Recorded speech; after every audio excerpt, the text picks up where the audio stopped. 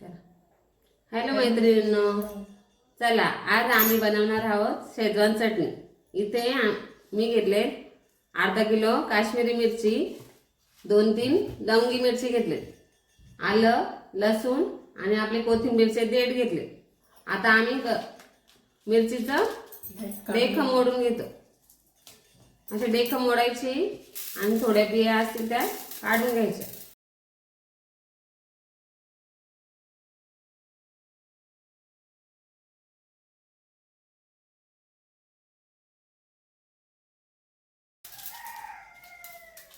करायला खूप सोपी आणि कमी साहित्य होते। ताई तुम्ही बिया काढा, तोपर्यंत मी गरम पाणी करत ठेवते।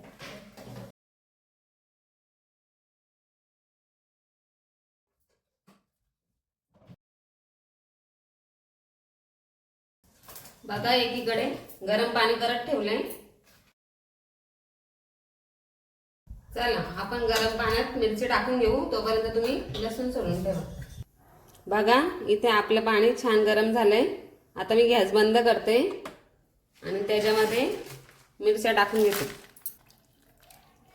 मिरची छान 1 तासासाठी अशीच भिजत ठेवायची पाण्यात। चला तोपर्यंत आपण लसूण सोलून घेऊ।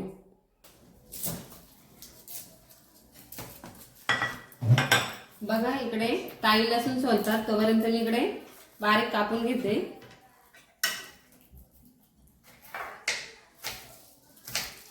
एकदम बारीक बारीक कापून घ्यायचं।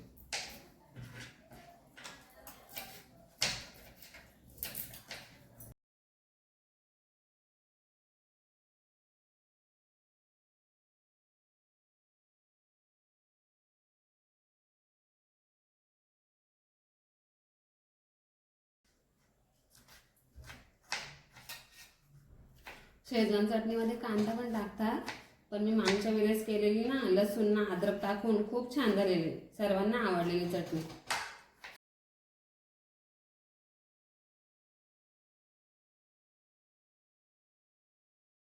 इथे आलं पण बारीक कापून झालंय। चला आपण मिरचीकडे बघू। बघा 1 तास होऊन गेला मिरचीला। आता मी त्याची पेस्ट काढून घेते। जरा ताई एवढी पेस्ट काढ। तोपर्यंत मी इकडे कढई टाकून ठेवते।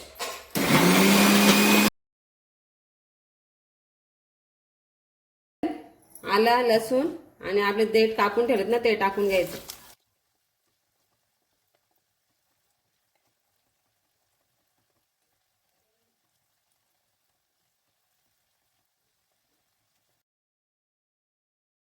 लसूण, अद्रक आणि आपले देठ छान असे तेलात परतवून झाले। आता मी त्याच्यामध्ये टाकते मिरचीची पेस्ट।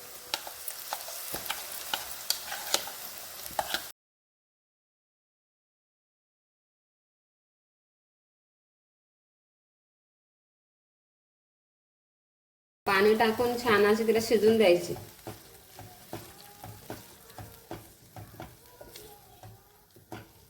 मी थोडं 5 मिनिटं झाकून ठेवते।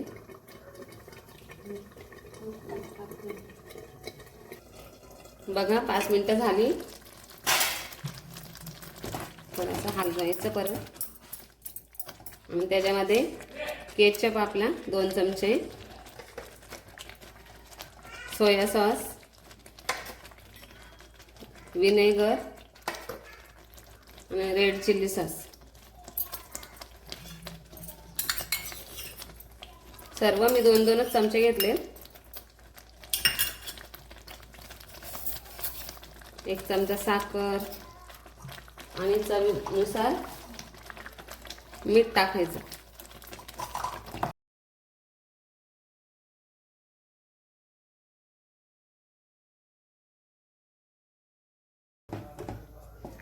बघा किती छान वास सुटलाय। शिजून द्यायची 5 मिनिटं।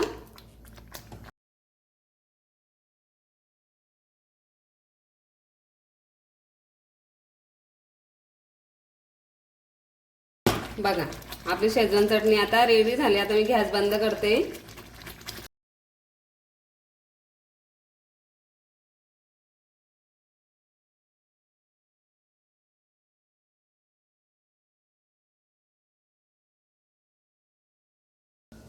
बघा इथे शेजवान चटणी तयार झाली। बाय.